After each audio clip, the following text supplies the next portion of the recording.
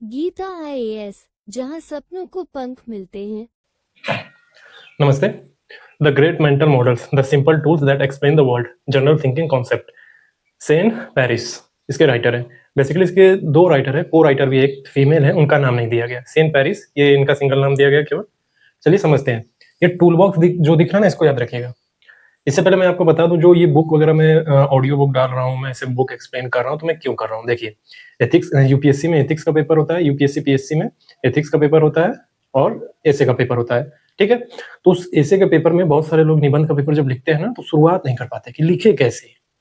तो ये book help करती है। आप बुक को कोटेशन ऐड कर सकते हैं, बुक का नाम ऐड कर सकते हैं। बुक की समरी इसलिए दे रहा हूँ ताकि आप बुक के हल्के हल्के रेफरेंस दे सकें। तो इससे क्या होगा, आपका आंसर राइटिंग जो है बहुत जबरदस्त हो जाएगा। इसीलिए इसी मकसद से पूरी बुक लाई जा रही है सामने। ऑडियो बुक आ रहा है और मैं एक्सप्लेन भी कर रहा हूँ। जो कॉम्प्लेक्स बुक्स है उसको मैं एक्सप्लेन कर रहा हूँ और आपको ऑडियो बुक दे रहा हूँ। इस मकसद से ये आ रही है। तो आपको क्या करना है, देख लेना है और दिमाग में एक एक लाइन में नोट कर लेना है कि अच्छा ये बुक का नाम है, इसमें ये क्रक्स है, ये नाम है, ये क्रक्स है।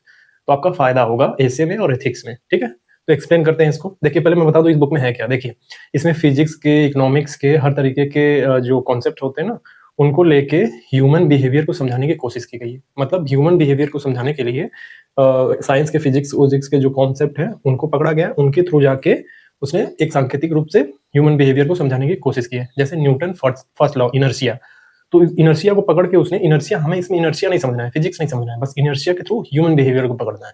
ये बुक उसी पे है, बहुत ही क्लासिक बुक है। तो समझते हैं, देखते हैं क्या है। तो बुक का जो नाम है द ग्रेट मेंटल मॉडल्स, पहले इसी को समझ लेते हैं कि क्या है ग्रेट मेंटल मॉडल्स। आप देखे होंगे कि बुक पे एक कवर बना था टूल बॉक्स का। टूल बॉक्स में क्या होता है, टूल बॉक्स में क्या होता है, पेचकस होता है, रिंच होता है, हथौड़ी होता है, हैमर वगैरह होता है किसी चीज को ठीक करने के लिए। देखिए, हैमर किस चीज के लिए यूज होता है, किसी नुकीली चीज को अंदर डालने के लिए। मतलब एक टूल हर सिचुएशन के लिए बनी होती है कि हैमर इस सिचुएशन में इस्तेमाल होगा, रिंच वगैरह हो गया तो इस सिचुएशन में इस्तेमाल होने वाला है, पेचकस हो गया तो इस सिचुएशन में इस्तेमाल होने वाला है। ठीक है, तो क्या होता है, हर टूल का अपना अपना एक डिफरेंट यूज है, डिफरेंट सिचुएशन के हिसाब से। अब इसको ब्रेन पे अप्लाई करिए, अपने अपने दिमाग पे।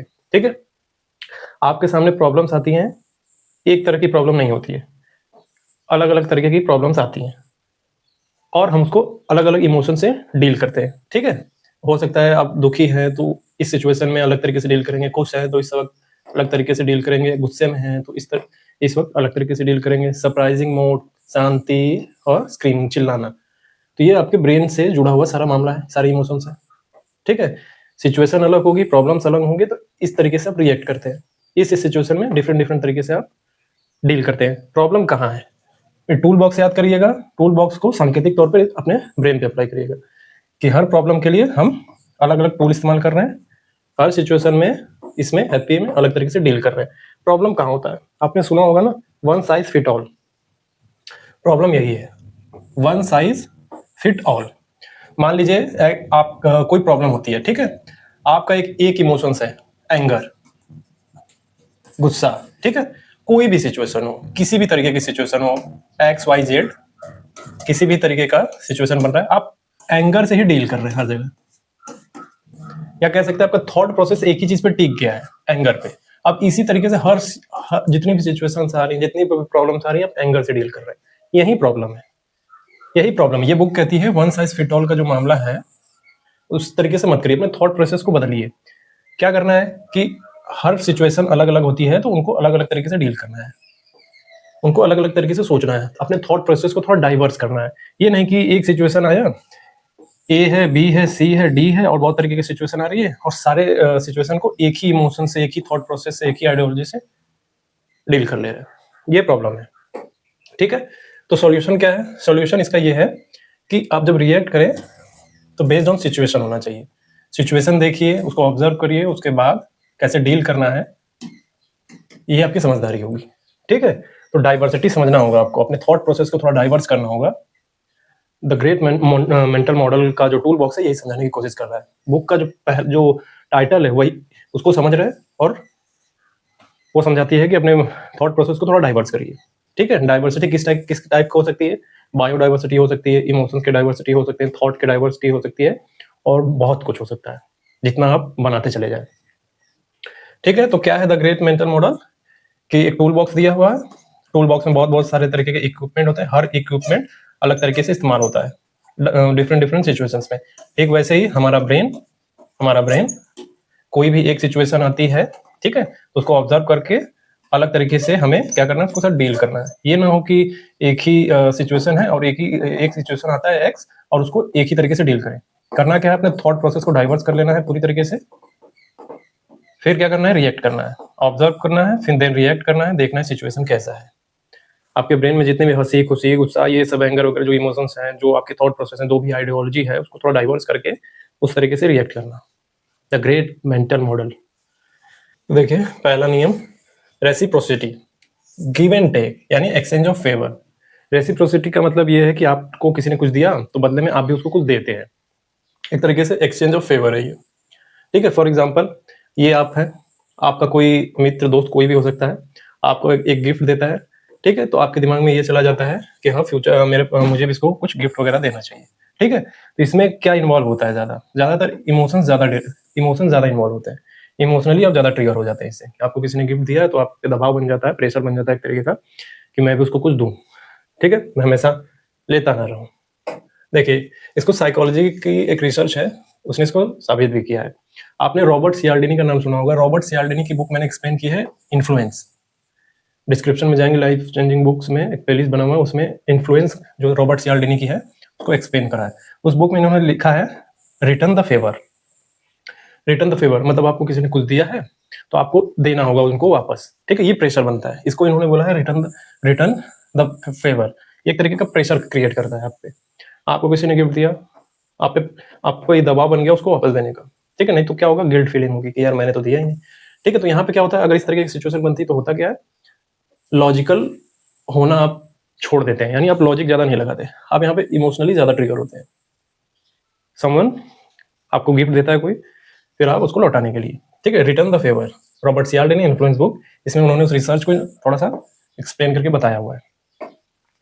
तो फॉर एग्जाम्पल देखिए टीचर स्टूडेंट रिलेशन का, मान लीजिए टीचर एक है, अपने स्टूडेंट से काफी हम्बल है, ठीक है, कोई भी किसी भी 100 बार क्वेश्चन पूछता है तो 100 बार ये आंसर करता है हर चीज का, कम्युनिकेशन स्किल गजब की है इसकी, रिस्पेक्ट से बात करता है, तमीज से बात करता है। तो क्या हुआ, टीचर ने क्या किया, स्टूडेंट्स को हम्बली इन्फ्लुएंस किया, ठीक है, परसुएट किया कह सकते हैं, या ट्रीट किया। तो रिजल्ट में क्या होता है, स्टूडेंट भी टीचर से तमीज से बात करते हैं। होता है ना कुछ स्टूडेंट जो है टीचर से भी बदतमीजी कर जाते हैं, लेकिन यहाँ पे क्या होता है, स्टूडेंट भी उनसे हम्बल होकर बात करते हैं, उनको फॉलो करते हैं और डिसिप्लिन में भी रहते हैं। अगर एक टीचर बहुत ज्यादा इन्फ्लुएंशियल है और वो बोल दे एक बारी कि आराम से रहिए, तमीज से रहिए, तो स्टूडेंट का दबाव बन जाता है। क्यों? क्योंकि उसने रिस्पेक्ट से कम्युनिकेशन स्किल गजब की है, वो हर प्रॉब्लम को सॉल्व करता है स्टूडेंट्स की किसी भी सिचुएशन में। तो ये एग्जाम्पल है, टीचर ने क्या किया, एक गिफ्ट दिया जो दिखाई नहीं दे रहा है, वो है रिस्पेक्ट टू द स्टूडेंट्स, ठीक है। अब स्टूडेंट्स क्या कर रहे हैं, बदले में टीचर से भी तमीज से पेश आ रहे हैं और जो टीचर बोल रहे हैं उसको सुन रहे हैं। ये है लेन देन का नियम, फेवर, रॉबर्ट सियाल्डिनी का रिटर्न द फेवर, एक प्रेशर क्रिएट करता है। और अगर आपको स्टूडेंट्स में डिसिप्लिन बनाना है, आप बहुत बड़ा क्लास चला रहे हैं, रन कर रहे हैं, अगर स्टूडेंट्स में डिसिप्लिन लाना है, कोशिश करना है, तो आप ये रॉबर्ट सियाल्डिनी की रिटर्न द फेवर को फॉलो कर सकते हैं। रूल बहुत पावरफुल रूल है, रिस्पेक्ट दीजिए बहुत ज्यादा, ना देने वाले आदमी को भी दीजिए, वो आपसे तमीज से बात करेगा, ठीक है। तो डिसिप्लिन अपने आप आने लगता है उसके अंदर। अब देखिए इसको साबित करने के लिए कैंडी एक्सपेरिमेंट हुआ था। एग्जाम आप नेट पे सर्च कर लेंगे कैंडी एक्सपेरिमेंट के बारे में, रेस्टोरेंट में हुआ था ये। देखिए क्या हुआ था, कई रेस्टोरेंट में बहुत लोग आते हैं खाने पीने के लिए, ठीक है, तो वेटर का काम होता है बिल पहुंचाना, खासकर जो बड़े बड़े रेस्टोरेंट होते हैं। तो वेटर बिल के साथ एक कैंडी देता है, कैंडी मतलब टॉफी वगैरह दे दिया कि सर हमारी तरफ से एक कैंडी आपके लिए। तो क्या करता है, जो खाने गया होता है, मान लीजिए आप खाने गए तो आप टिप देते हैं, तो ये एक कैंडी आप देते हैं उसको, मतलब कैंडी वेटर देता है आपको, तो आप कहते हैं कि टिप बढ़ा के दे देते हैं उसको, क्या चलो यार कैंडी दे रहा है, प्रेम से बात कर रहा है, ठीक है। अगर मान लीजिए 2 कैंडी दे दिया तो आप टिप और बढ़ा के दे देते हैं, ठीक है। आपने बिल दे दिया, आपने आपको वेटर ने बिल दिया, आपने ये टिप वगैरह देके अब जाने लगे, अब जा रहे हैं, अब वेटर दौड़ के आता है वापस से, ठीक है। कहता वेटर बोलता है कि सर ये हमारी तरफ से एक्स्ट्रा गिफ्ट आपके लिए, ठीक है, आते रहिए। तो आप अचानक से आपका जेब हाथ में चला जाता है, फिर एक्स्ट्रा निकल के आप और पे कर देते हो उसको, मतलब बिल टिप दे देते हो। अब ये कैंडी एक्सपेरिमेंट हुआ, एक बार नहीं हुआ, बार बार किया गया, बहुत लंबे समय तक किया गया, और रिजल्ट एक ही चीज देखा गया कि टिप बढ़ रहे थे लोगों को, टिप दे रहे थे लोग बढ़ाकर, ठीक है। तो हुआ क्या, देखिए यहाँ पे हमें समझने वाली बात यह है कि यहाँ पे आपको लग सकता है कैंडी इंपॉर्टेंट है, लेकिन यहाँ पे कैंडी टॉफी इंपॉर्टेंट नहीं था। इंपॉर्टेंट क्या था? जेस्चर। जेस्चर इंपॉर्टेंट था, आपने कैसे ट्रीट किया है किसी को, किसके साथ किस तरह का बर्ताव किया है, वो इंपॉर्टेंट है। आपका जेस्चर इंपॉर्टेंट था यहाँ पे। ये कैंडी एक्सपेरिमेंट में जेस्चर इंपॉर्टेंट था, मोस्ट इंपॉर्टेंट। किस तरीके से डील किया आपने, बदतमीजी से किया, भगा दिया, क्या किया? तो जेस्चर इंपॉर्टेंट था। कैंडी एक्सपेरिमेंट में देखा गया कि बहुत सम्मान से, रिस्पेक्ट से अगर आप कुछ चीज करते हैं तो ऑटोमेटिकली जो ग्राहक है या कोई भी हो आपसे रिस्पेक्ट में बात करता है। रेस्टोरेंट के केस में टिप आपका टिप बढ़ जाता है। ठीक है। ब्रेन में होता क्या है, देखिए ब्रेन में होता क्या है, ये सब चीजें होती है तो ब्रेन के अंदर क्या चल रहा होता है? ब्रेन के अंदर चल रहा होता है कि यार मेरे लिए इसने किया है तो मेरी भी जिम्मेदारी बनती है कि मैं इसकी हेल्प करूं। ठीक है, मान लीजिए हेल्प किया है तो फ्यूचर में आप भी चाहेंगे कि मैं उसकी हेल्प करूं। ठीक है, कैंडी ऑफर हुआ तो आपका द प्रेशर एक क्रिएट हुआ कि यार इसने कैंडी दी है और मैं इसको टिप भी नहीं दे रहा हूं, तो आप टिप देते हैं बढ़ा के। ठीक है, देखिए लेकिन एक समझने वाली बात है, या कह सकते हैं एक वार्निंग है, इसका मैनिपुलेशन भी होता है। पॉजिटिव सेंस में सारी चीजें चल रही हैं तो ठीक है, लेकिन इसको मैनिपुलेट भी किया जाता है। इंपॉर्टेंट होता है इंटेंशन क्या है। ठीक है, इंटेंशन बहुत मायने रखता है। मैनिपुलेट कैसे करते हैं, देखिए आप दुकानों में जाते हैं, सेल्स टैक्टिक्स होता है ना, मतलब होगा दुकानों पे बेचने का।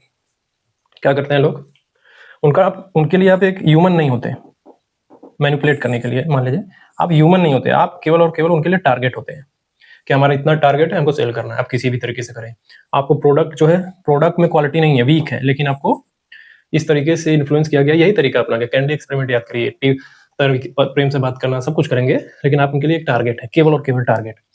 तो क्या किया, वीक प्रोडक्ट भी आपको बेच दिया। आप तो इन्फ्लुएंस में आ गए, मुझे तमीज से बात किया तो हम ले लेते हैं। ठीक है, तो आप इन्फ्लुएंस में हैं, लेकिन आप उनके लिए टारगेट थे। ये बैड है, ये मैनिपुलेट किया गया है आपको। तो क्या होता है, एक इमोशनल गिल्ट डेवलप करते हैं। एक इमोशनल गिल्ट भी होता है। कैसे, मान लीजिए आपकी किसी ने मदद करी, ठीक है, उसकी इंटेंशन ठीक नहीं थी। उसने क्या किया, आपसे बोला कि देखो यार मैंने तुम्हारी इतनी मदद करी है, आप ऐसा सुनते होंगे, मैंने तुम्हारी इतनी मदद की है, तुम मेरा ये एक छोटा सा काम नहीं कर सकते। वो छोटा सा काम हो सकता है गलत भी हो। तो इस तरीके से मैनिपुलेट करते हैं, एक इमोशनल गिल्ट से, एक सेल टैक्टिक से। और भी बहुत कुछ है, ये 2 एग्जांपल मैंने बताया कि मैनिपुलेट कैसे करेंगे। ये गोल्डन रूल क्या है, do unto others knowing that something will be done unto you. Golden rule यही है कि आप अपने लिए जो बर्ताव चाहते हैं कि मेरे साथ लोग रिस्पेक्ट से बात करें, तमीज से बात करें, अच्छा व्यवहार करें, दूसरों से भी आप वैसा ही करिए, दूसरों के साथ आप करिए। एक बहुत पुराना कहावत है ना, जैसी करनी वैसी भरनी। तो आपके जैसे कर्म होंगे, जैसे आप काम करेंगे, वैसा ही रिटर्न में मिलेगा। आप बिहेव अच्छा कर रहे हैं लोगों से, रिटर्न में मिलेगा आपको। बिहेव अच्छा करेंगे, आपसे अच्छे से बर्ताव नहीं करेंगे तो आपको भी नहीं मिलेगा। फिर ये उम्मीद मत करिएगा कि हम राजा हैं। आप कितने भी बड़ी राजा हो, किसी भी तरीके का बर्ताव करेंगे, डेमोक्रेसी में आपको नष्ट कर दिया जाएगा जब आप तमीज से बात नहीं करेंगे किसी से। मतलब कहने का मतलब मिसबिहेव मत करिए। आप अपने लिए जो व्यवहार चाहते हैं वैसा ही दूसरों के साथ भी करिए। यही पूरी लाइन है। देखिए, टुडेज एवरी एक्शन, मतलब आप जो भी आज कर रहे हैं, आज जो भी आप कोई भी एक्शन करते हैं, वो फ्यूचर का रिएक्शन होता है। फ्यूचर में आपको पलट के मिलेगा। ठीक है, भगवत गीता के कुछ श्लोक याद आ गए होंगे कि आज जो तुम करोगे फ्यूचर में लौट के तुमको मिलेगा। तो बस वही लिखा हुआ कि आज आप जो एक्शंस करते हैं, जिस तरीके से भी बिहेव करते हैं, किसी भी तरीके से, किसी भी के साथ भी, वो एक्शन वो रिएक्शन के रूप में आएगा लौट के फ्यूचर में। ठीक है, तो आज का जो आपका बिहेवियर है फ्यूचर का इन्वायरमेंट क्रिएट कर देता है।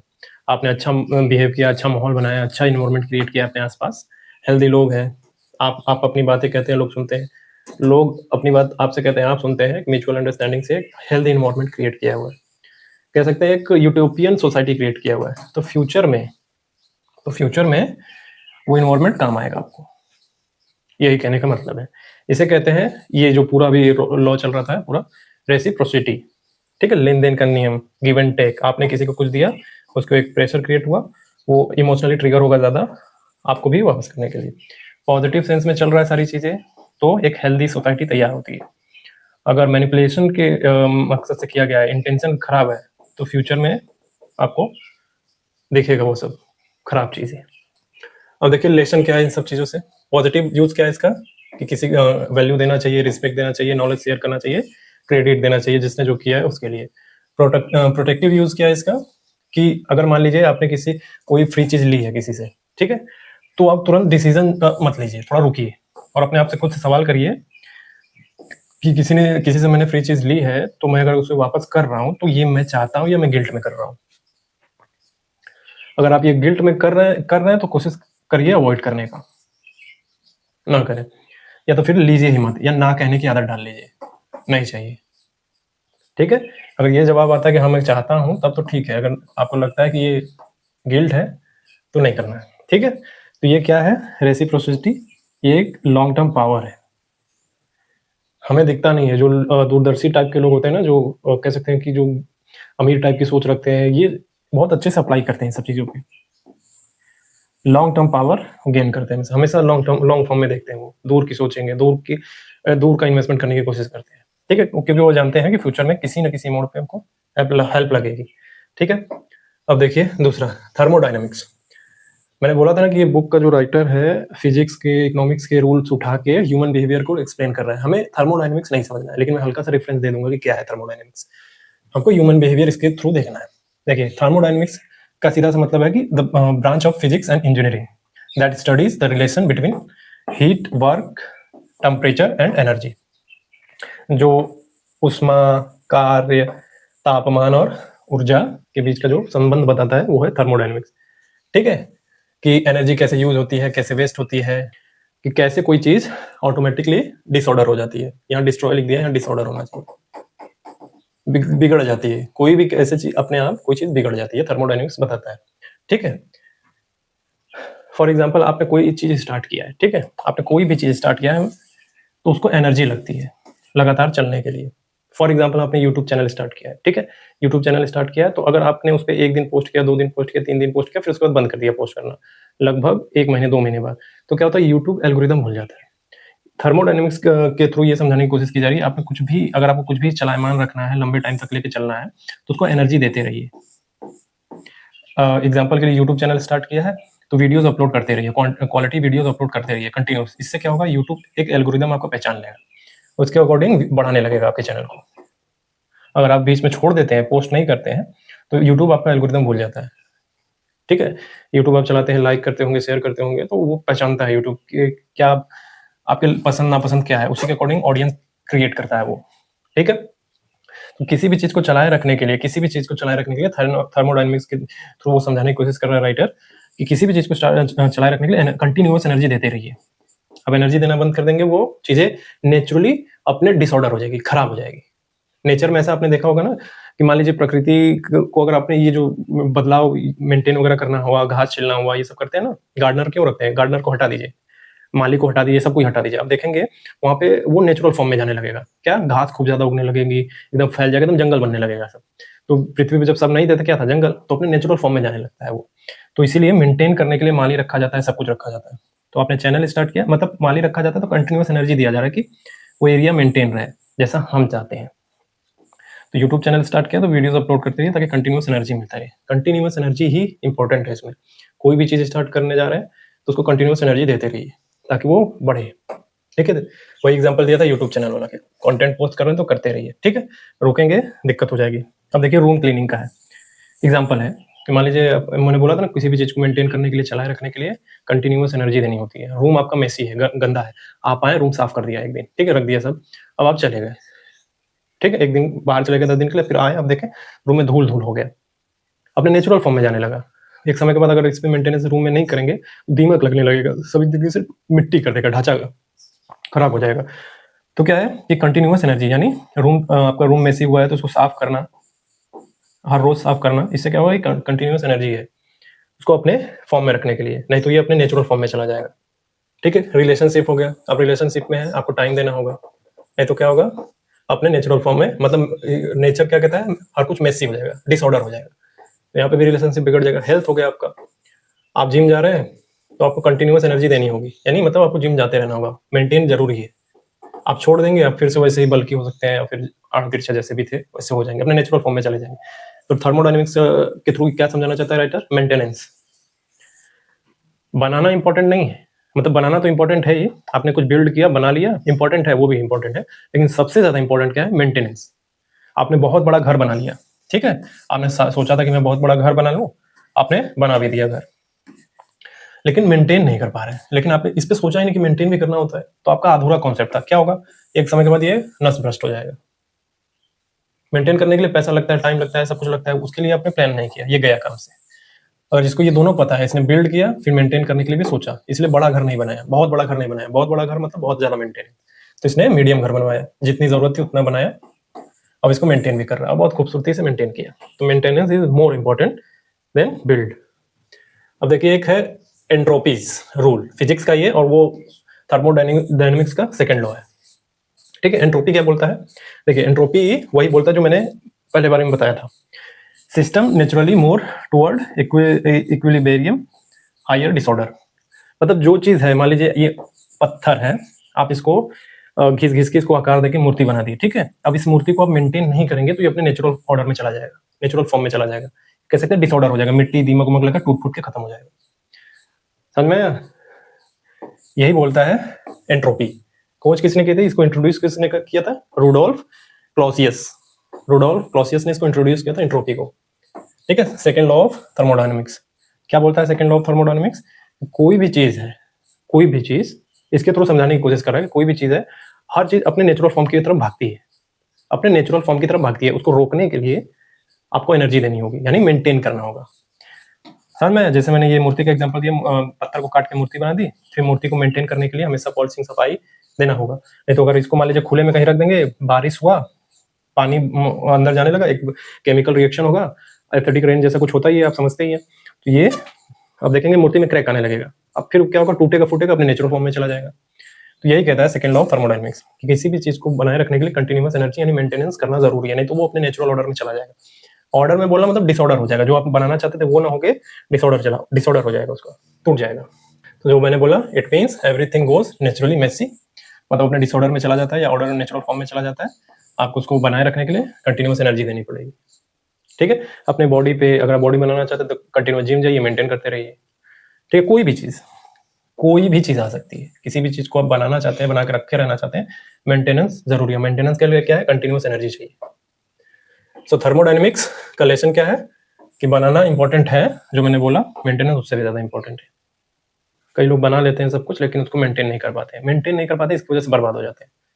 तो इसका थर्मोडायनेमिक्स का रूल हर जगह अप्लाई कर सकते हैं, कोई एक पर्टिकुलर एरिया नहीं कि यहीं पे अप्लाई करेंगे, हर फील्ड में अप्लाई करके देखिए। बुक आपको वो विजन देती है समझने के लिए कि आप किस किस इलाके में सोचिए, मतलब इसको डाइवर्स करता है कि हर तरीके से सोचिए। फिजिक्स के जो लॉ है केवल फिजिक्स के लिए नहीं है, वो ह्यूमन बिहेवियर को समझने के लिए, नेचर को समझने के लिए, आपके बिजनेस को समझने के लिए, आपकी एक्टिविटी को समझने के लिए, हर तरीके से काम आता है। तो जरूरी है मेंटेनेंस। अब देखिए inertia, Newton's first law of motion. Newton's first law of motion, inertia क्या कहता है, जल्दी जल्दी समझ लेते हैं। देखिए इनर्शिया मतलब जड़त्व। क्या कहता है? ये कहता है मान लीजिए कोई स्टेबल वस्तु है, मान लीजिए कोई स्टेबल है चीज, ठीक है, रुकी हुई अवस्था में, जब तक इस पे बाह्य बल न लगाया जाए तब तक ये रुकी ही रहेगी, पड़ी रहेगी। अगर आपको इसको मूव करना है तो आपको बाहर से पावर लगाना होगा, ठीक है, बाह्य बल लगाना होगा। अब ये देखिए कार है, मान लीजिए ये क्या है, मूविंग कार है। अब मूविंग कार को रोकने के लिए क्या करना होगा? अगर ये मूव कर रही है तो मूव ही करती रहेगी, इसको रोकने के लिए क्या करना होता है? ब्रेक लगाना होता है। तो क्या होगा? बाह्य बल लगाना होगा। ठीक है, तो इनर्शिया कहता है कोई भी, यानी जड़त्व कहता है या इनर्शिया कहता है कोई भी चीज है वो अपने स्टेबल फॉर्म में रहना चाहती है। स्टेबल फॉर्म मतलब क्या? मूविंग है तो मूविंग में ही रहना चाहती है, अगर आपको उसको रोकना है तो बाहर से पावर फोर्स लगाइए। कोई रुका हुआ है, अगर उसको मूव कराना चाहते हैं तो बाहर से फोर्स लगाइए। यह है Newton's first law of motion. अब इसको समझाने के लिए राइटर ने क्या बोला, तो देखिए समझते हैं। A body at rest remain at rest and body in motion remain in motion unless acted upon bye an external force. जो मैंने एक्सटर्नल फोर्स कहा, बाहर से लगाना पड़ेगा फोर्स। अब इसको लाइफ में कैसे इंट्रोड्यूस करेंगे? देखिए, will power, discipline, environment change, crisis, strong reaction, ये सब बाहरी फोर्स है। ठीक है, विल पावर क्या? आप कुछ करना चाहते हैं, आप रुके हुए हैं, आप लंबे टाइम से रुके हुए हैं, तो आपको बाहर से फोर्स लगाना होगा अपने लिए। आप कुछ बनना चाहते हैं तो उसके लिए बाहर से फोर्स लगाना होगा। फोर्स कैसा आएगा? विल पावर वाला फोर्स आएगा बाहर से, तो आप एक्ट करेंगे। डिसिप्लिन बाहरी फोर्स है, आएगा। एनवायरमेंट चेंज करेंगे, बाहरी फोर्स है, आएगा। क्राइसिस हुआ, हो सकता है ये बाहरी फोर्स का रूप में काम करे, फिर आप एक्ट करना शुरू करें। ये एक व्यक्ति है, रुका हुआ है, इसको मूविंग फॉर्म में ले जाना है, कुछ बनना चाहता है तो इसको एक्ट करना होगा। एक्ट करवाने के लिए क्या है? विल पावर बाहरी फोर्स के रूप में काम करेगा, डिसिप्लिन बाहरी फोर्स के रूप में काम करेगा, क्राइसिस बाहरी फोर्स के रूप में काम करेगा। ठीक है, इसको मूव कराने के लिए, मान लीजिए ये मूविंग फॉर्म में, इसको स्टेबल करना है, ठीक है, तो उसके लिए भी बाहरी फोर्स काम करेगा। इसी तरीके से कुछ राइटर ये समझाने की कोशिश कर रहा है इनर्शिया के थ्रू कि कोई चीज रुकी है तो उसको बाहरी फोर्स लगाना है। मेन वर्ड क्या है? बाहरी फोर्स लगाना पड़ेगा कि कोई भी चीज करनी है। अगर आपको बहुत बड़ा आदमी बनना है, बहुत कुछ करना है, तो बाहरी फोर्स आपको काम करेगा इस फॉर्म में। ये चीजें सही है। अब देखिए इसमें साइकोलॉजिकल एंगल देखते हैं। हमारा ह्यूमन ब्रेन जो है, ह्यूमन ब्रेन क्या चाहता है? एनर्जी बचाना चाहता है। इसकी आदत है, ब्रेन की आदत है, वो एनर्जी बचाने की कोशिश करता है। जब भी कोई कॉम्प्लेक्स चीज आता है तो आप सोचते हैं ना, खुद आप सोचते हैं कि यार बहुत कॉम्प्लेक्स है, छोड़ देते हैं। आपको लगता है आप छोड़ रहे हैं, लेकिन ये क्या है? एक एनर्जी सेविंग मैकेनिज्म है ब्रेन का, ठीक है। फॉर एग्जाम्पल, आप मोबाइल पे स्क्रॉल करना चाहते हैं, क्या होता है? इसमें ज्यादा एनर्जी लगती है? नहीं लगती है, लेस एनर्जी लगती है, तो आप स्क्रॉल करते रहते हैं। अगर आपको बोल दिया जाए आप किताब पढ़िए, तो क्या है? इसमें ज्यादा एनर्जी लगेगा ब्रेन का, तो आप कोशिश करते हैं अवॉइड करने का। जब आप अवॉइड करते हैं बुक पढ़ना, तो क्या होता है? एनर्जी सेविंग मैकेनिज्म काम कर रहा होता है कि ब्रेन एनर्जी बचाना चाहता है। और जब आप मोबाइल स्क्रॉल करते हैं, इंस्टा जो भी रील वगैरह, तो यहाँ पे एनर्जी ज्यादा नहीं लगती, इसलिए ब्रेन उसके लिए काफी कंफर्टेबल हो जाता है कि हम चलाएं। तो आप बोल सकते हैं कि ये तो लेजीनेस है, बहुत लोग बोलेंगे लेजीनेस है कि मोबाइल स्क्रॉल कर, लेकिन लेजीनेस नहीं है। मैंने बोला ना कि ब्रेन एनर्जी बचाने का एक मैकेनिज्म है ब्रेन का, तो उसको लेजीनेस नहीं बोलेंगे। एक तरीके से बोल सकते हैं इनर्शिया है, एक जड़त्व है, ठीक है। आप लंबे टाइम से मोबाइल रील स्क्रॉल करने की आपकी आदत बनी हुई है, ठीक है, लंबे टाइम से, तो ये लेजीनेस नहीं है, इनर्शिया है। आप लंबे टाइम से स्क्रॉल करे जा रहे हैं, अब आपको उसको रोकने के लिए बाहरी फोर्स लगाना होगा। समझ में आया? लंबे टाइम से आप रील स्क्रॉल कर रहे हैं, तो आपको इनर्शिया, आपको बाहर से फोर्स लगा के इसको रोकना होगा किसी तरीके से। हो सकता है आप इस फोन को अपने आप से 2 किलोमीटर दूर रख दें, ताकि हमको ज्यादा एनर्जी लगाना पड़े उसके पास जाने के लिए। तो आप क्या करेंगे? लेट जाएंगे, नहीं चलाएंगे, तो ये आदत धीरे धीरे टूटती चली जाएगी, ठीक है। फॉर एग्जाम्पल, मान लीजिए आप रोज लिख रहे हैं और एक दिन लिखना बंद कर देते हैं, ठीक है। रोज लिखते हैं, रोज लिखने की आदत है, फिर अचानक से आप लिखना बंद कर देते हैं। आप देखेंगे आप अनकंफर्टेबल हो जाते हैं, आपको अजीब सा लगता है अंदर ही अंदर, यार आज लिखा नहीं। या फिर यूपीएससी के स्टूडेंट जो होते हैं 24 घंटे से 12 घंटे डेली पढ़ते हैं, एक दिन ना पढ़े तो उनको लगेगा यार अजीब सा लग रहा है, ठीक है, क्योंकि वो मूविंग फॉर्म में थे। 12 घंटे डेली पढ़ने की आदत थी, अचानक से एक दिन नहीं पढ़ा, अचानक रुक गया, तो अजीब लग रहा है। या फिर अचानक वो लंबे टाइम तक नहीं पढ़ रहा है, अचानक से एक दिन पढ़ लिया, तो अजीब लगेगा। समझ में? ये है इनर्शिया, समझाने का तरीका। ये फिजिक्स का नियम है, लेकिन इसको अप्लाई करके आम लाइफ में जो सिंपल आपके डेली लाइफ में जो चलता है उसको समझाने की कोशिश कर रहे हैं। तो सीखने वाली बात क्या है इसमें, कि जो अच्छी आदत है उसको टूटने नहीं देना है, ठीक है, और जो खराब आदत है उसको तोड़ देना है, इनर्शिया, ठीक है। क्या करना है? बाहरी फोर्स लगा के उसको तोड़ देना है। जो अच्छी आदत है उसको मत छोड़िए, तो करते रहिए, जिम जा रहे हैं जाते रहिए, ठीक, वो अच्छी आदत है। जो खराब आदत, सिगरेट पी रहे हैं, तो बाहरी फोर्स लगा के किसी तरीके से छोड़िए, ठीक है। तो नेवर जीरो डे, और ये बात याद रखना, नेवर जीरो डे। मान लीजिए आप रोज एक पेज लिख रहे हैं, ठीक है, रोज एक पेज लिख रहे हैं, अब मन किया नहीं लिखने का, तो आप लिख ही नहीं रहे हैं, ये मत करिए। एक पेज लिखिए जरूर, मूविंग फॉर्म में रहिए। जो अच्छी आदत है ना उसको मूविंग फॉर्म में रखिए अपने आप को। पढ़ने की आदत है उसको मूविंग फॉर्म में रखिए, लिखने की आदत है मूविंग फॉर्म में रखिए, ठीक है, मूविंग फॉर्म में रखिए। एक पेज नहीं लिख पा रहे हैं, एक लाइन लिखिए, लेकिन डेली लिखते रहिए। एक पेज पढ़ते हैं बुक का, अगर नहीं मन कर रहा एक लाइन पढ़िए, लेकिन पढ़ के सोइए, ठीक है। ये है मूविंग फॉर्म में रहना। देखिए चौथा, फ्रिक्शन और विस्कोसिटी, ठीक है।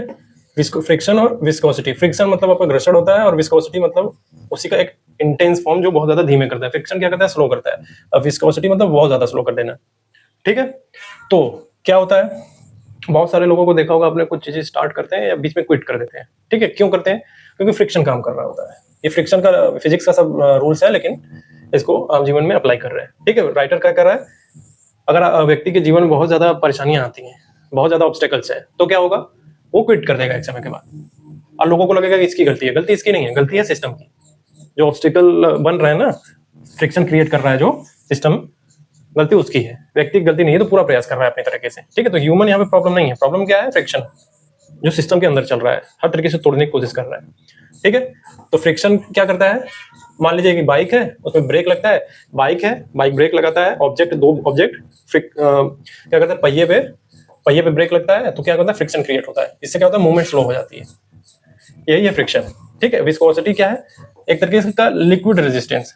कीचड़ आप आम मान लीजिए आप समतल जमीन पे चल रहे हैं, आराम से चल रहे हैं, लेकिन वही कीचड़ में चलने के लिए कर दिया जाए, आप कह सकते हैं कि कमर तक कीचड़ भरा हुआ, आप चलने के लिए बोला जाए, आप दौड़ पाएंगे? एकदम बहुत स्लो चलेंगे, ऐसे ऐसे चलेंगे। तो वही यही बोला जा रहा है, फ्रिक्शन का एडवांस है विस्कोसिटी।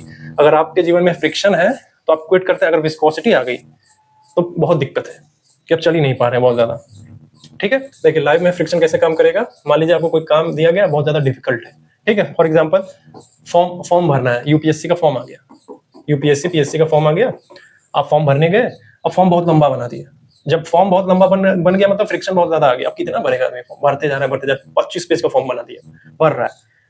रूल्स अनक्लियर होना, सोशल प्रेशर क्रिएट करना, फैमिली प्रेशर क्रिएट करना, ये फ्रिक्शन बढ़ाने होगा। मतलब आप जो कुछ करना चाहते हैं, कुछ सोच रहे हैं, इंटेंशन है, एक्ट करना चाहते हैं लेकिन नहीं कर पाते, फ्रिक्शन क्रिएट कर दिया है, बहुत ज्यादा प्रेशर डाल दिया आपके साथ, क्विट कर देंगे आप एक समय के बाद, कहेंगे छोड़ो यार बहुत ज्यादा प्रेशर कर दिया ये लोग। तो क्या होगा, फ्रिक्शन जब बहुत ज्यादा होता है, जब बहुत ज्यादा फ्रिक्शन होगा, आपका इंटेंशन होते हुए भी आप एक्शन नहीं करते, कुछ करना चाहते हैं लेकिन नहीं कर पाते, क्योंकि आपके ऊपर प्रेशर बहुत ज्यादा डाल दिया हर तरीके का।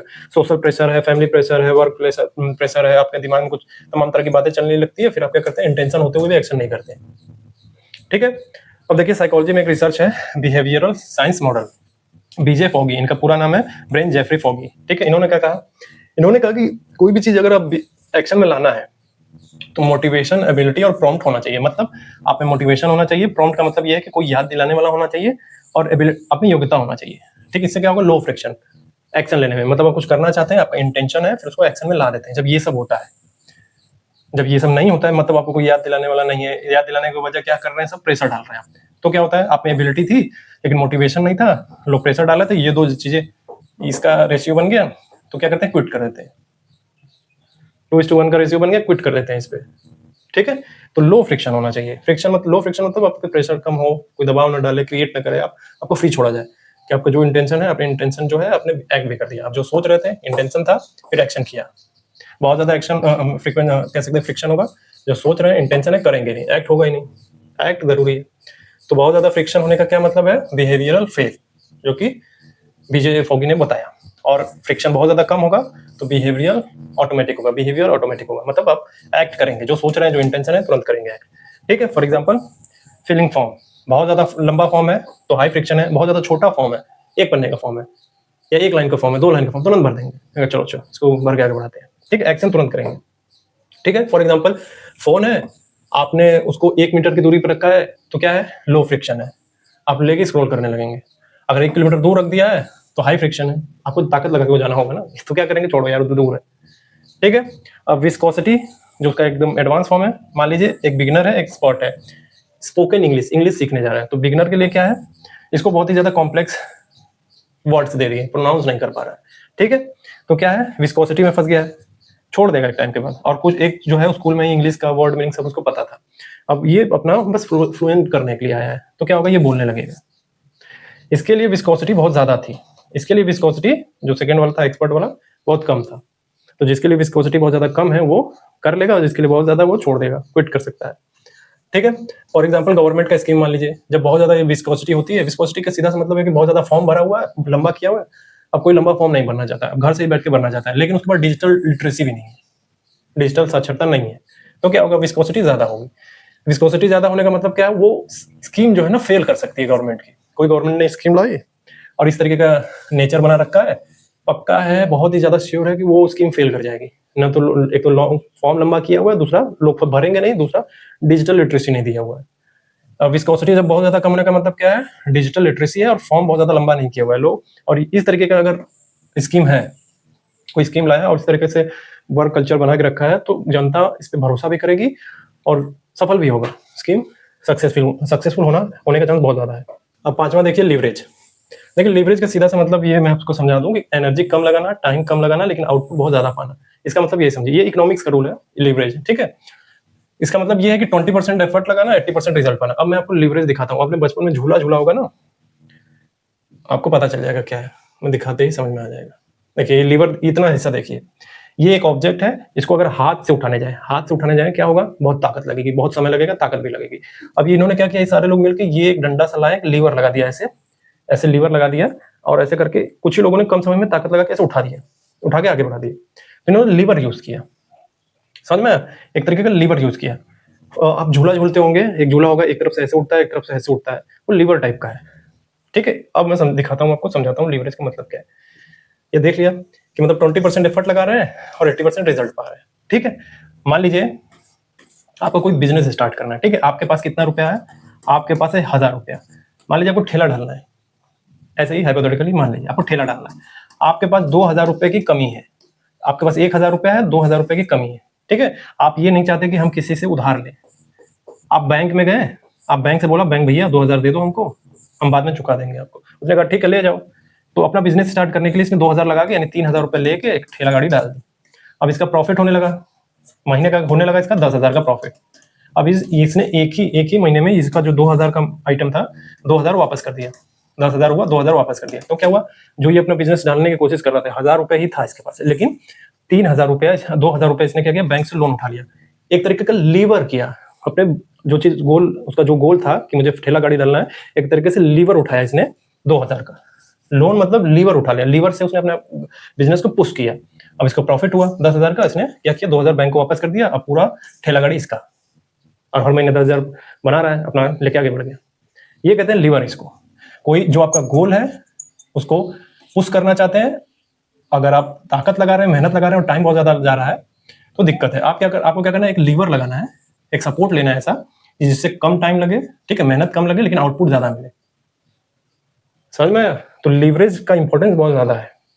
इकोनॉमिक्स में एक कंपाउंडिंग इफेक्ट है, मैं कंपाउंडिंग इफेक्ट नहीं समझाऊंगा, मैं उसका भाव समझाऊंगा, क्योंकि हमें इकोनॉमिक्स में नहीं जाना, इकोनॉमिक्स का क्लास नहीं चलना है। देखिए कंपाउंडिंग इफेक्ट का मतलब समझिए। इसका मतलब यह है कि आज आप ग्रो कर रहे हैं, ठीक है, आज आप ग्रो कर रहे हैं और कंटिन्यूअस ग्रो है आपका, तो बहुत ज्यादा चांस है कि आप कल फास्ट ग्रो करेंगे। कंपाउंडिंग इफेक्ट का मतलब यही समझिए। हम इसको डिटेल में नहीं जाएंगे, इसके डिटेल में इकोनॉमिक्स का रूल है ये, हम जाएंगे नहीं उसमें। आज जो ग्रो कर रहा है धीरे धीरे कंटिन्यूअस एक धीमी आंच पे चल रहा है वो, तो फ्यूचर में पूरा संभावना है कि ये फास्ट ग्रो करेगा, ठीक है। तो यहाँ काम क्या कर रहा है, time consistency equal to power, ये दोनों याद रखिए, टाइम और कंसिस्टेंसी, ठीक है। मान लीजिए कोई SIP कर रहा है, सिस्टमैटिक इन्वेस्टमेंट प्लानिंग कर रहा है, और ये हर महीने कर रहा है, टाइम के साथ हर महीने कर रहा है, मतलब टाइम है, लगातार कर रहा है, मतलब कंसिस्टेंसी है, तो फ्यूचर में बहुत बेहतर करेगा। समझ में? लीवरेज का इंपॉर्टेंस बहुत ज्यादा है।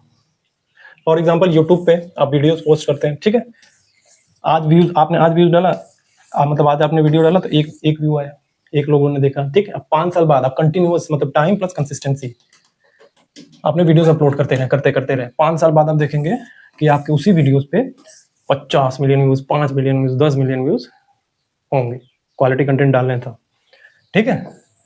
समझ में आया? तो समझिए लीवरेज एक जगह अप्लाई नहीं करना कि इकोनॉमिक्स में ही लीवरेज होता है, हर जगह होता है। स्किल में लीवरेज, टाइम में लीवरेज, पीपल, आदमियों में लीवरेज। आदमियों में लीवरेज मतलब क्या, कुछ करना चाहते हैं, आपको किसी आदमी की हेल्प लग रही है तो आपने उसको आउटसोर्स कर लिया। आप कुछ करना चाहते हैं, वीडियो बनाना चाहते हैं, आप सिंगल हैं, ठीक है, आपको लगता है कि बाहर से मुझे आउटसोर्स कर लेना चाहिए, मैं कुछ पैसा दे देता हूँ उसको किराए पे आदमी आ जाएगा, मेरा कैमरा संभाल लेगा, 100 रुपया दे दिया उसको, उसने मेरा जो मुझे फुटेज करना था हमने कर लिया, हमने हो गया, उसको जाने दो, उसका पैसा हो गया, ठीक है। People leverage, media leverage, capital leverage, हर तरीके का लीवरेज। तो हार्ड वर्क इंपॉर्टेंट है, लेकिन लीवरेज का इंपॉर्टेंट बहुत ज्यादा है। कोई बिजनेस स्टार्ट कर रहे हैं, कोई भी काम कर रहे हैं, तो सपोर्ट सिस्टम आपको हल्का सा चाहिए, चाहे आप पैसा देके आउटसोर्स कर लें या आप कह सकते हैं रिलेशनशिप में आपको सपोर्ट चाहिए, एक तरीके का लीवर चाहिए ताकि आप आगे बढ़ सके, अपने मंजिल की तरफ बढ़ सके। तो आज के लिए इतना ही। अगर ये बुक अच्छी लग रही हो तो आप इसको पढ़िए जरूर, क्योंकि बहुत कुछ फायदा होगा। अभी तो बहुत कुछ मैंने नहीं बताया इसमें, आप पढ़ेंगे थोड़ा तो आपको समझ में आएगा कि है क्या द ग्रेट मेंटल मॉडल। और बता दूं ये बुक के 2 राइटर हैं, केवल एक ही नहीं है, एक ही का नाम दिया है सेंट पेरिस का, लेकिन है 2 राइटर, ठीक है। तो इसको पढ़िए जरूर, the great mental model, general thinking concept, आपके थॉट प्रोसेस को खोलेगा। थॉट प्रोसेस पे ही डिपेंड करता है, ये थॉट प्रोसेस के लिए ही बना है किताब की, आपकी सोचने की डाइवर्सिटी कितनी है। हर चीज को, पहला एक कॉन्सेप्ट देखा रेसिप्रोसिटी का, क्या था उसमें कि आपकी थिंकिंग प्रोसेस को खोलने की कोशिश कर रहा था कि हर सिचुएशन पे एक ही चीज अप्लाई नहीं करनी है। ये जो टूल बॉक्स बना है ना, ब्रेन की तरह है, ब्रेन में हर तरीके की सिचुएशन, हर तरीके की प्रॉब्लम के लिए अलग अलग तरीके से रिएक्ट करना होता है, समझना होता है, हर तरीके की एक डाइवर्स थॉट रखना होता है। जैसे इस टूल बॉक्स में हर तरीके का टूल है, हर सिचुएशन के लिए अलग अलग काम करता है, ठीक है। बस वैसे ही तो समझिए और इस बुक को पढ़िए जरूर, ठीक है। क्या करना है, इसको पढ़ना है, the great mental model, Saint Paris. आज के लिए इतना ही। चैनल का नाम है ISPCSSC। इसका मतलब ये नहीं कि केवल यही देखेंगे, मेल फीमेल थर्ड जेंडर कोई भी देख सकता है। आज के लिए इतना ही, थैंक यू।